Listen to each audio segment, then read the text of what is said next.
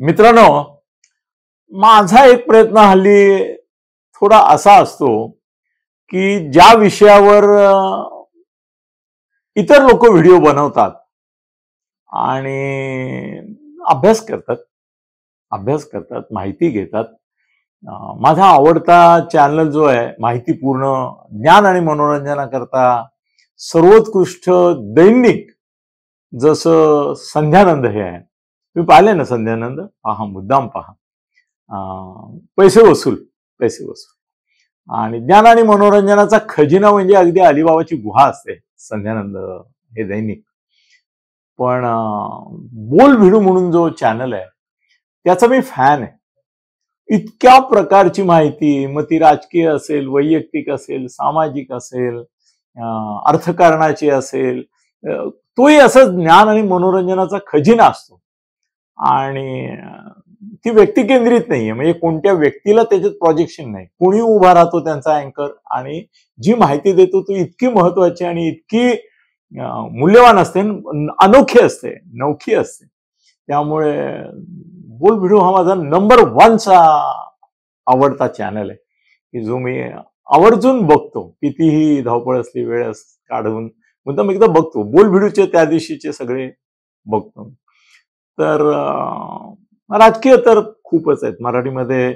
मला वाटतं आता एक 50-100 युट्यूब चॅनल असेल की जे साधारणतः एक 10,000 ते 5-10 लाखापर्यंत खपतात. साधारण 10,000च्या वर ज्यांचे व्हिडिओ जातात त्यांची दखल जर घेतली तरी 100-1 असतील युट्यूब. गावोगावी आहेत. आणि काहीतरी सुपरस्टार्स आहेत. आता आपल्या मराठीतल्या युट्यूबरचा अमिताभ बच्चन म्हणजे आपला भाऊ तोरसेकर आहे. शशी कपूर म्हणजे आपला प्रभाकर सूर्यवंशी आहे. सुशील कुलकर्णी म्हणजे आताच्या ह्याच्यामध्ये त्याला काही सुपरस्टारची उपमध्ये आपला टायगर, तो आहे टायगर, जॅकी श्रॉफचा मुलगा टायगर श्रॉफ. तर हे आहेत सुपरस्टार. पण माझा प्रयत्न असा असतो की या सगळ्यांचे मी सगळे हल्ली नोंद घेतो. काही वेळेला मला क्लिप्स देतात आमचे लोक. सगळा पूर्ण पाहायची गरज नाही म्हणतात, कारण काही वेळेला अर्धा तास 20-20 मिनिटं असतात, तेवढे काही पाहणं शक्य नाही. मग ते क्लिप्स देतात मला की हे एवढं बघा त्यातलं. तर मी त्यांना म्हणतो की काही विषय असे असतात की त्याच्यावर माझ्याकडे एक्सक्लुझिव्ह माहिती असते पॉलिटिकल, त्यामुळे मी ती बोलणं, मी सांगणं हे लोकांना आवडतं. पण काही वेळेला असं वाटतं की आपण आपल्या मनात काही काही विषय येतात जे इतर लोक घेण्याची शक्यता नसते, घेत नाही. त्याला असं वाटतं की हा काही करंट टॉपिक नाही. मला असं वाटतं की हा करंट टॉपिक नसला तरी त्या टॉपिकमध्ये करंट आहे.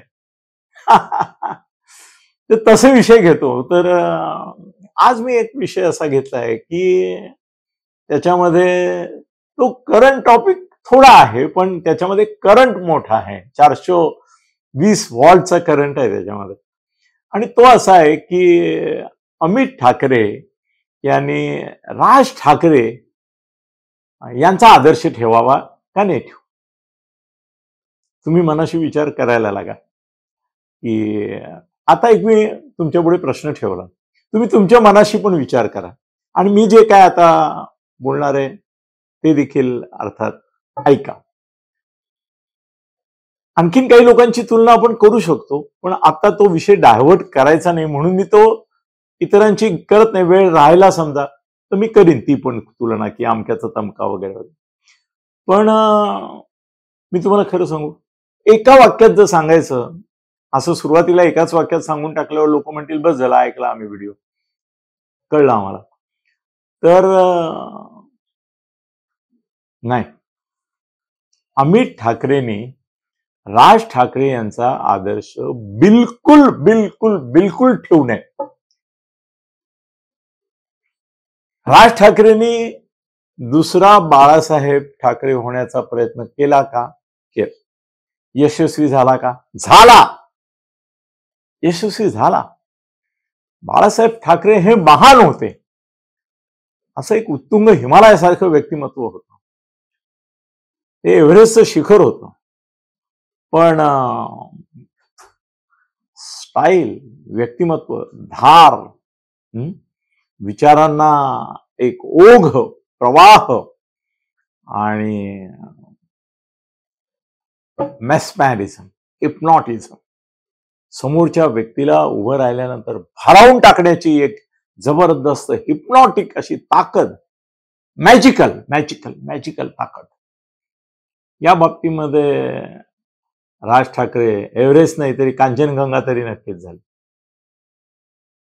राजकीय यशापयश हा विषय नंतरचा आहे. किती जागा मिळाल्या, किती गेल्या, किती राहिले, किती गेले, विषय नंतरचा. पण बाळासाहेबांची प्रतिकृती, आणि माझी अशी इच्छा होती, ज्या काळामध्ये सुरुवातीच्या राज ठाकरेंशी माझा अगदी निकट असा संपर्क होता, त्यावेळेला माझी अशी इच्छा होती की त्यांनी प्रति बाळासाहेब व्हावं. बाळासाहेबच दिसले पाहिजेत. राज ठाकरेंना बघितल्यावर बाळासाहेबांची आठवण आली पाहिजे. त्यांचं बोलणं ऐकताना कान उघडे ठेवून आणि डोळे मिटून जर ऐकलं तर असं वाटलं पाहिजे बाळासाहेब तर नाही बोलत आहे. शब्दांची फेक, शब्दांची निवड, शब्दांमधल्या कोट्या. तेही व्यंगचित्रकार होते, राजेही व्यंगचित्रकार. त्यांची जी व्यंगचित्राची शैली होती ती केवळ व्यंगचित्रात नव्हती, त्यांच्या बोलण्यात होती. लोकांना ते जे उपमा द्यायचे, लोकांच्या संदर्भात त्यांच्या ज्या शेरी ताशेरी कॉमेंट्स असायचे, ते एक अशी लहर उठवायचे लोकांमध्ये. लोकांना रोमांचित करण्याचं सामर्थ्य बाळासाहेबांमध्ये होतं. ते सामर्थ्य मी नंतर जर कुठे बघितलं असेल, लोकांना रोमांचित करण्याचं, अंगावर कधी शहारे, कधी काटा, कधी रोमांच उभं करण्याचं सामर्थ्य राज ठाकरे 100%. आता गेल्या काही दिवसामध्ये त्यांचा प्रॉब्लेम झालाय, तो आपण समजून घ्यायला पाहिजे थोडा. याचं कारण बेसिकली बाळासाहेब जर पॉझिटिव्ह बोलायला लागले तर फेल जायचे. बाळासाहेब पण जायचे. ते जर पॉझिटिव्ह बोलायला लागले, सकारात्मक बोलायला लागले, होकारात्मक बोलायला लागले, पाठिंब्यात्मक बोलायला लागले तर बाळासाहेब सुद्धा फेल जायचे, जसं आता राजसाहेब जातात. कारण लोकांना त्यांच्याकडून ती अपेक्षा नाही. तलवारीने तलवारीसारखंच धारदार वागलं पाहिजे, तळपलं पाहिजे, कापलं पाहिजे. तलवारीचा चाकू नाही होता कामा. भाजी नाही तर फळ कापायचा चाकू नाही, तलवार, वार करणारी ती तलवार. तसे बाळासाहेब होते, तसे पूर्वीचे राज ठाकरे होते. अगदी आता या मोदी आणि शहांच्या नादी लागेपर्यंत, मोदींना पाठिंबा देईपर्यंत ती तलवारच होती. 19 साली पण ती तळपली. ठीक आहे, प्रत्येक युद्ध जिंकतो आपण असं नाही, काही वेळेला चकमकी हारतो आपण, लढाई जिंकायची असते त्यावेळेला. पण अमित राज ठाकरे होऊ शकणार नाहीत, आयुष्यात होऊ शकणार नाही, कधीच होऊ शकणार नाही, बिलकुल होणार नाही, जराही नाही होणार. याचं कारण राज ठाकरे हे जन्मजात राज ठाकरे म्हणून जन्माला आले.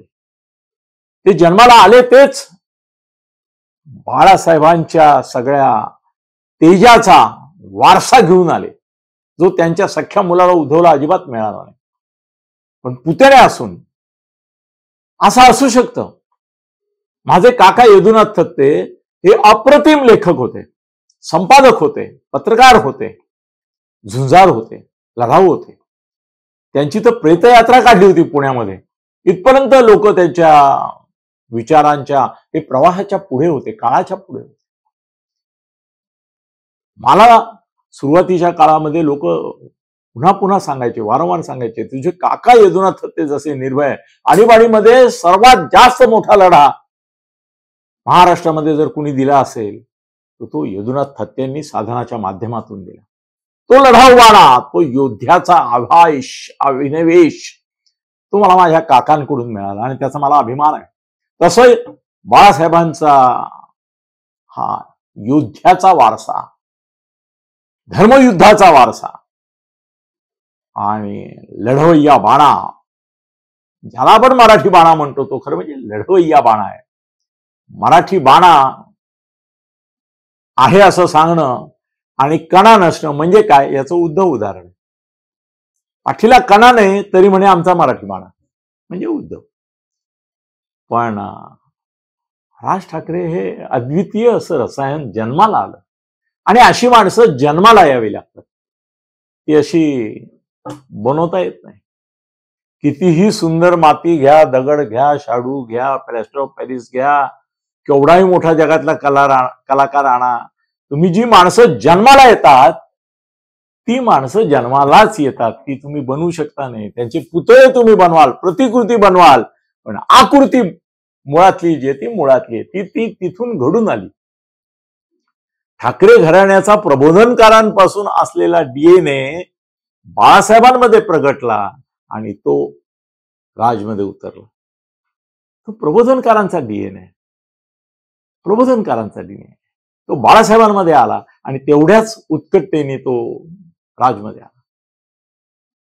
पण मग अमित राज होऊ शकतो का? होऊ शकत नाही, होणार नाही. आणि तिसरं महत्वाचं माझं लक्षात ठेवा वाक्य, त्याने होऊ नये, होऊ नये, होऊ नये. जर त्याला राजकारणामध्ये यशस्वी व्हायचं असेल, राजकारणावर जर पकड निर्माण करायची असेल, माणसं जोडायची असतील, माणसं तोडायची नसतील, आणि संबंध समाजामध्ये एक अमित असं म्हटल्यानंतर, जसं बाळासाहेब म्हटल्यानंतर महाराष्ट्रातल्या कुठल्याही मराठी माणसाच्या रक्तामधला थेंब जो आहे तो चैतन्याने भरतो, त्याच्यामध्ये ऊर्जा निर्माण होते. राज ठाकरेच्या बाबतीत सुद्धा बराच काळ असं घडत राहिलं, अजूनही काही प्रमाणात घडतं. थोडं त्याला जरा कलंक शोभा आहे सध्या, बरोबर आहे, पण कधीही सूर्य ढग दूर झाले की तो प्रगटतोच, तसा प्रगटेल या आशेवरच आहे मी. पण अमित हा राज ठाकरे नाही, होऊ शकत नाही. अमित काय होऊ शकतो? तो राज ठाकरे 100% होत. जसं रोहित पवारनी कितीही काहीही केलं तरी रोहित शरद पवार तर सोडाच, पण अजित पवार सुद्धा होऊ शकणार नाही. माझं भवितव्य ऐकून घ्या, आहे त्याला फ्युचर आहे. कुणी सांगावं तो एक दिवस सुप्रिया किंवा तो मुख्यमंत्री पण होती, पण तरी देखील रोहित पवार हा शरद पवार होऊ शकणार नाही. कारण शरद पवारांचा डीएनए वेगळा आहे. शरद पवारांचा डीएनए तोच असला, याचा जो आहे तोच पवारांचा, तरी देखील शरद पवार हे is a born leader, is a born leader. ते जन्माला आले. त्यांच्या सुरुवातीच्या काळात मी त्यांच्याबरोबर होतो, त्यावेळेला ते मला सांगायचे नेहमी की पॉलिटिक्स इज माय करिअर.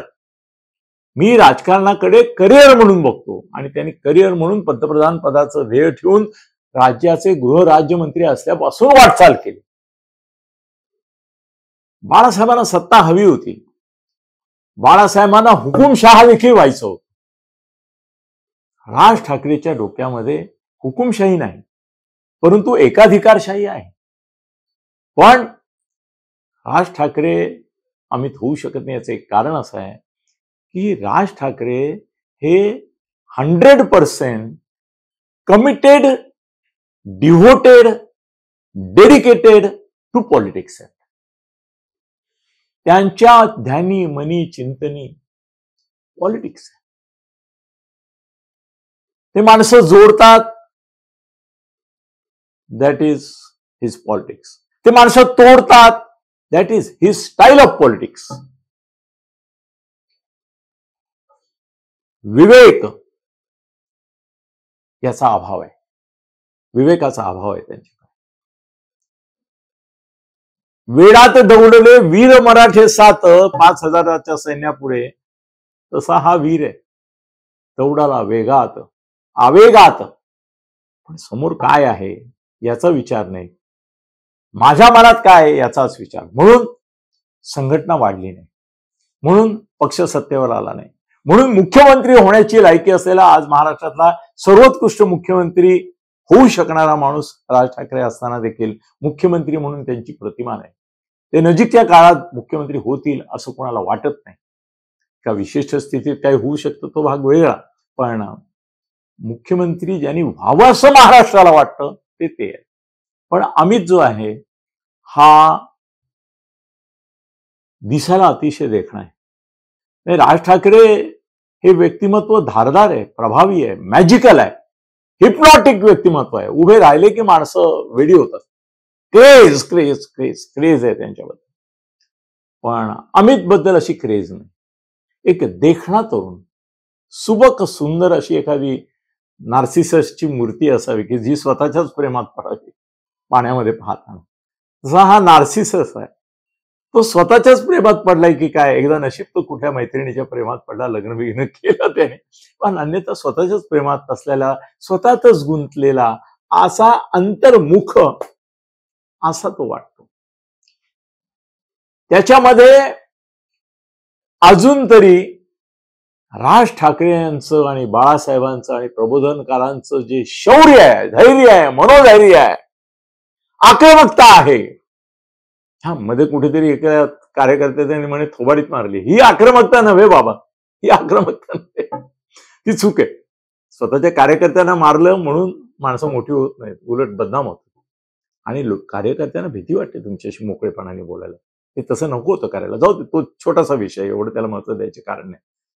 पण एक साहसी, धाडसी असा वीर म्हणून जसे राज ठाकरे पहिल्या दिवसापासून तळपत होते आणि त्यांच्या तळपण्यापुढे जसे इतर तारे चांदण्या फिक्या पडाव्यात आकाशामध्ये पौर्णिमेचा चंद्र उगवल्यावर, तसे सगळे शिवसेनेचे नेते, आमदार, खासदार, कार्यकर्ते, इव्हन उद्धव ठाकरे हे राज ठाकरेंपुढे फिके पडत होते. किती वेळा मी दोघांचाही मित्र होतो, किती वेळा मी पाहिलंय की कायम उद्धवच्या मनामध्ये राजबद्दल अत्यंत असूया, ईर्ष्या, स्पर्धा आणि एक प्रकारचं मत्सर कायम असायचं. पण राजच्या पुढे काय करणार काय तो जे कटकारस्थानं करू शकता, षडयंत्र करू शकत होता की ज्या योगे राज याच्यामधून शिवसेनेतून बाहेर पडेल, ती त्यांनी केली आणि यशस्वीपणे केली. कारण त्याचा स्वभाव कारस्थानी आहे, षडयंत्र रचणार आहे. उद्धवचं ते वैशिष्ट्य आहे, तो बॉर्न कारस्थानी आहे, हा बॉर्न रिबेल आहे. राज तो बॉर्न कारस्थानी आहे. अमित काय आहे, अमितची आयडेंटिटी काय, अमित कशा करता ओळखायचा, त्याला संधी नाही मिळत आहे का? राज ठाकरेंच्या मोठ्या झाडाखाली छोटं झाड वाढत नाही असं म्हणतात, तसं काही होत आहे का? नाही, असं काही नाही. मला ती थेअरीच मान्य नाही की मोठ्या झाडाखाली छोटं झाड वाढत नाही. याचं गांधी घराणं हे संपूर्ण उदाहरण आहे, पवार घराणं सगळं उदाहरण आहे. ही वटवृक्षाच्या खाली वाढलेली झाडं आहेत ना. शेवटी प्रबोधनकारांसारख्या एका दिव्य विभूती असलेल्या व्यक्तीचा मुलगा बाळासाहेब ठाकरे झाला ना, ते काही झाड खुरटलं नाही. हा, आता हे उद्धव नावाचा मध्येच निवडुंग उगवला, तो खुरटल्यासारखा राहिला, त्याला काही करू शकत नाही. पण इकडे राज बाळासाहेबांच्या छायेमध्ये असून देखील स्वतःची पडछाया निर्माण करण्यात यशस्वी झाला. अमितनी राज ठाकरेंचा आदर्श ठेवण्यात अर्थ नाही. याचं कारण राज ठाकरेंना जे जमलं आणि जे जमलं नाही, काही गोष्टी नाही जमल्या, त्याला माणसं सांभाळता नाही आली. त्यांना ताकद असून त्या ताकदीचा योग्य विनियोग करता, म्हणजे कसं आहे, महापूर येतो, वाहून जातो, समुद्राला मिळतो, नाहीसा होतो, परत ती नदी सुकते, पात्र सुकतं किंवा अशी छोटीशी धार राहते. राज ठाकरे हा असा एक महापूर आहे की जो आला की त्या ब्रह्मपुत्रा नदीचे ते मी आसाम मधल्या दृश्य बघतोय, तसा दुथडी भरून नव्हे, चौथडी भरून संबंध किलोमीटरच्या किलोमीटर तो महापूर असा नेतो. पण त्याला धरण नाही. राज ठाकरे यांच्या जीवनामधलं सर्वात मोठी शोकांतिका आहे की प्रचंड पाण्याचा महापूर येतो, पण तो वाहून जातो, त्याला धरण नाही, त्या धरणाला पाट नाही, त्या पाटाचं पाणी शेतीपर्यंत जात नाही, शेती होत नाही, जमीन ओली होत नाही, भिजत नाही, आणि त्याच्यातून अंकुरत नाही, आणि शेत मिळत नाही, पीक येत नाही. ही ट्रॅजेडी आहे त्यांची. अमित ठाकरेची ट्रॅजेडी आहे की जिथे जी संधी तो घेऊ शकतो ती संधी तो घेताना दिसत नाही. ज्या प्रकारे स्वतःला प्रोजेक्ट करायला पाहिजे, ज्या प्रकारे स्वतःला ट्रेंड करायला पाहिजे. आय नो की राज ठाकरेंनी स्वतःला ट्रेंड केलं, शरद पवारांनी स्वतःला ट्रेन केलं. मी तर गृहराज्यमंत्री ते असल्यापासून त्यांच्या बरोबर होतो, ते मुख्यमंत्री 78 साली होईपर्यंत. ते मला एका त्यांच्या संस्थेमधून दर महिन्याला काहीतरी पैसे मिळतील, 1000 रुपये, माझं सगळं चरितार्थ चालण्याकरता याची व्यवस्था केली आहे त्यांनी, मी आणि रामकृष्ण मोरे. आमच्या करता एक संस्था काढली, त्या संस्थेत काही निधी ठेवला, त्याच्यातून दर महिन्याला आम्हाला सगळे खर्च मिळतील, फिरायचे, याचे त्याचे, याची व्यवस्था शरद पवारांनी वर्षानुवर्ष केली आणि स्वतः बरोबर ठेवलं. त्यावेळेला मी पाहिलं काय मेहनत करतात ते, काय मेहनत करतात. राज ठाकरे किती वाजेपर्यंत झोपतात याची चर्चा होते, पण उठल्यावरती किती कष्ट करतात, मेहनत करतात, धावपळ करतात, अभ्यास करतात. तो एक केवळ विचारवंत नाही, विचारवंत नाही, पण तो प्रतिभावंत आहे. पण नुसती प्रतिभा ही राजकारणात पुरेशी होत नाही, नाहीतर अनेक मोठमोठे महाकवी हे राजकारणात यशस्वी झाले असते. नादू महानोरी आमदारकी पलीकडे कुठे गेले, ती शरद पवारांच्या कृपेने त्याला मिळाली. महाराष्ट्रात कितीतरी मोठे साहित्यिक आहेत, पण प्रतिभावंत आहेत, पण ते विचारवंत नाहीत किंवा कृतिशील क्रियावंत नाहीत. राज ठाकरे क्रियावंत आहेत, परंतु त्यांच्या क्रिया ह्या अनेकदा आत्मघातक ठरतात. आत्मघातकी ठरतात. एक त्यांना खरं म्हणजे ना, ते अशी तुलना आपल्या समाजामध्ये चालत नाही, अमुक एक वगैरे वगैरे, पण त्यांना ना एक बाळासाहेब हे त्यांचे गुरु कधी झाले नाही. बाळासाहेबांच्या पुढे, आज खरं म्हणजे राजवरच मी जास्त बोलतोय, अमितवर बोलायचंय मला, पण राज ठाकरे आणि बाळासाहेबांचं नातं हे एकलव्यासारखं राहिलं. राज ठाकरे हा एकलव्य राहिला. बाळासाहेबांनी त्याला शिकवलं, मोठं केलं, संस्कार केले, हे नाही, ते ग्रहण करत गेले. बाळासाहेबांना पाहून ते शिकत गेले, त्यामुळे तो एकलव्य होता.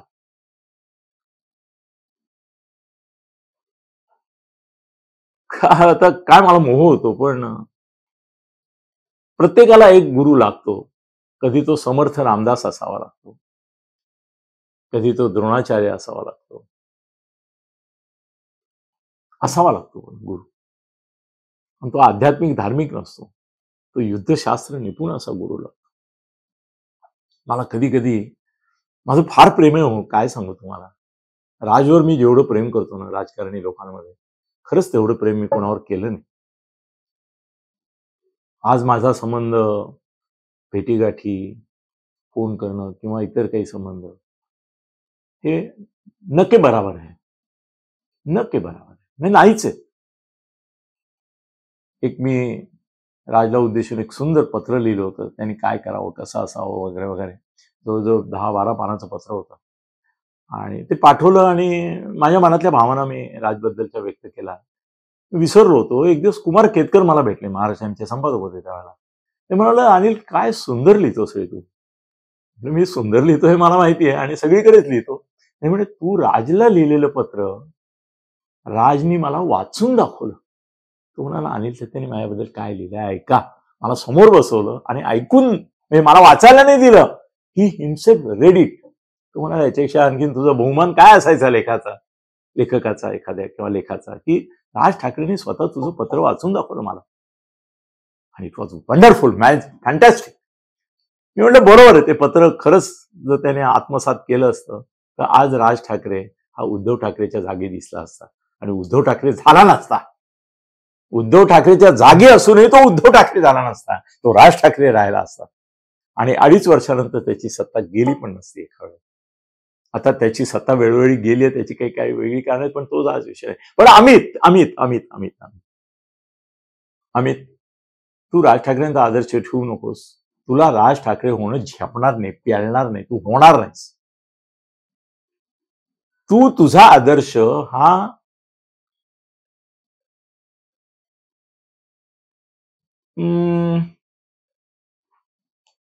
कुणाचं नाव घेऊ मी, यंग जनरेशन मध्ये जी आता मुलं मला दिसतात त्याच्यामध्ये कुणाचं नाव घेऊ. मी तेजस्वी यादवचं नाव घेतलं तर मला तेजस्वी यादव मध्ये राज ठाकरेचे गुण दिसतात. मी ते पासवान त्याचं नाव घेतलं, ते पासवानचं नाव काय रे आपल्या पोराचं ते जे बघ सध्या तेजस्वी यादव मध्ये मला राज ठाकरे दिसतात. चिराग पासवान, मला चिराग पासवान मध्ये राज ठाकरे दिसतात. मग मी तुला कसं म्हणणार अमित की तू त्यांचा आदर्श घे? तू म्हणशील मी माझ्या बाबांचा का नाही आदर्श घ्यायचा? तुम्ही चिरागला आणि याला म्हणताय तेजस्वी यादवला की त्यांच्यामध्ये राज ठाकरे तुम्हाला दिसतो. मला अखिलेश मध्ये सुद्धा दिसतो, पण अखिलेश मोर डिसिप्लिन्ड आहे. अखिलेशचे गुरु मुलायम सिंग आहेत आणि मुलायम सिंगांनी राजकारण अतिशय चातुर्याने केलं, धूर्ततेने केलं. आज देशामध्ये राहुल गांधी आणि अखिलेश ही जोडी जर एकत्र राहिली तर अमित शहा आणि मोदींसारखी ती जोडी पुढल्या काळामध्ये राज्य करेल, यशस्वी होईल. जाऊ दे, तो विषय आपला नाही आज. पण अमित, कुणाचा आदर्श ठेवू? तूच का नाही स्वतः एक आदर्श बनत वेगळ्या प्रकारचा? तुझा स्वभाव राज ठाकरेंसारखा नाही. ते तेजस्वी आहेत, मनस्वी आहेत, ओजस्वी आहेत, यशस्वी देखील आहेत. फक्त त्या यशाचा प्रॉब्लेम असा आहे की ते यश त्यांच्याच काही स्वभाव दोषांमुळे असं अडकलंय. त्या स्वभाव दोषांमधून ते बाहेर पडले ना की आज ते करण्याच्या अवस्थेत आहेत. खरंय, आम्ही तुझ्याबद्दल मी बोलेन परत. आज मला ते काय असं ओसंडून वाहत आहे राजबद्दलचं प्रेम. राज ठाकरे हा महाराष्ट्राच्या राजकारणातला कर्ण आहे, जो अर्जुन होऊ शकला असता असा तो कर्ण आहे. तू अश्वत्थामा आहेस, पण तुझा अभिमन्यू होऊ देऊ नकोस, एवढंच तुला आज मी सांगतो. मला तुझ्याबद्दल खूप बोलायचं आहे आणि अजून काळही भरपूर आहे, मी पुन्हा बोलेन. पण आज एकच सांगतो, राज ठाकरे हा तुझ्यासाठी आदर्श नाही. राज ठाकरे राज ठाकरे, बाळासाहेब ठाकरे बाळासाहेब ठाकरे, शरद पवार, मोदी ही काही माणसं जन्माला आलेली आहेत. तू जन्माला आलायस तो राज ठाकरेंचा मुलगा म्हणून. राज ठाकरेंचं ते वलय, तेज वलयांकित आहे राज ठाकरे. तसं वलय नाही तुझ्या भोवती, मुलगा याच्या पलीकडे वजन आहे. तुला तुझं वलय निर्माण करायचंय, तुझं तेज निर्माण करायचंय, तुझं धैर्य, शौर्य, पराक्रम प्रगट करायचंय. तू अजून आडीमध्ये पिकायला घातलेला आंबा आहेस, कोशात आहेस अजून. प्रयत्न कर. तुझ्याकरता आदर्श कोण, मला थोडा विचार करू दे. उत्स्फूर्तपणे नाही बोलत मी, सांगतो तुला कोणाचा आदर्श ठेवते. पण प्रयत्नांती परमेश्वर रे राजा. प्रयत्नांती राज ठाकरे सुद्धा होऊ शकशील तू, पण उद्धव ठाकरे कधी आयुष्यात होऊ नकोस. अमित, तुझ्या बाबांवर माझं प्रचंड प्रेम आहे, म्हणून मला पुतण्या वाटतोस तू माझा. म्हणून त्या प्रेमानेच मी तुला सांगतो, मोठा हो, यशस्वी हो, पण प्रयत्नांची पराकाष्ठा कर. अजिबात आळस करू नकोस. रात्रंदिवस फक्त एकच ध्यास घे की मला राज ठाकरे व्हायचंय. अरे, असं सांगतात की ते आळीच्या भोवती तो भुंगा करतो कोशाभोवती, आणि आतल्या आळीचं रूपांतर भुंग्यामध्ये होतं. तू त्या कोशामध्ये जन्माला आलायस. तुझा भुंगा होणं छोटी उपमा झाली. तो गरुड आहे. राज ठाकरे हा गरुड आहे. तुला गरुड व्हायचंय. तू गरुडाच्या घरट्यात जन्माला आलायस. गगन भरारी घ्यायची आहे, गगनभेदी गगनचुंबी अशी गगन भरारी घ्यायची आहे. तयारीला लाग. आत्ता तू तयारीला लागलेला नाहीस, हा माझा तुझ्यावरचा आक्षेप आहे. तयारीला लाग आणि काही नाही, अभ्यास कर महाराष्ट्रातल्या राजकारण्यांचा. प्रत्येक जणच राज ठाकरे असू शकत नाही, राज ठाकरे एकच असू शकतो, पण इतर अनेक आहेत, त्यांचा अभ्यास कर. तुला तुझा फॉर्म्युला सापडला पाहिजे तर तुझा ब्रँड बनेल, एवढंच सांगतो. तुला मनापासून आशीर्वाद आणि राज ठाकरेंना शुभेच्छा. अन्यथा तू एक नवरा म्हणून, एक मुलगा म्हणून, एक बाप म्हणून सगळी यश मिळवतोयस, अभिनंदन. पण लोकांची अपेक्षा तुझ्याकडून एक चांगला बाप, चांगला नवरा, चांगला हे एवढ्या पुरतं नाहीये. अशा तऱ्हेने जग, वाग आणि मोठा हो. शुभेच्छा. खळबळजनक गौप्यस्फोट म्हणजेच YouTube चॅनल अनिल थत्ते गगनभेदी. खळबळजनक गौप्यस्फोट म्हणजेच YouTube चॅनल अनिल थत्ते गगनभेदी.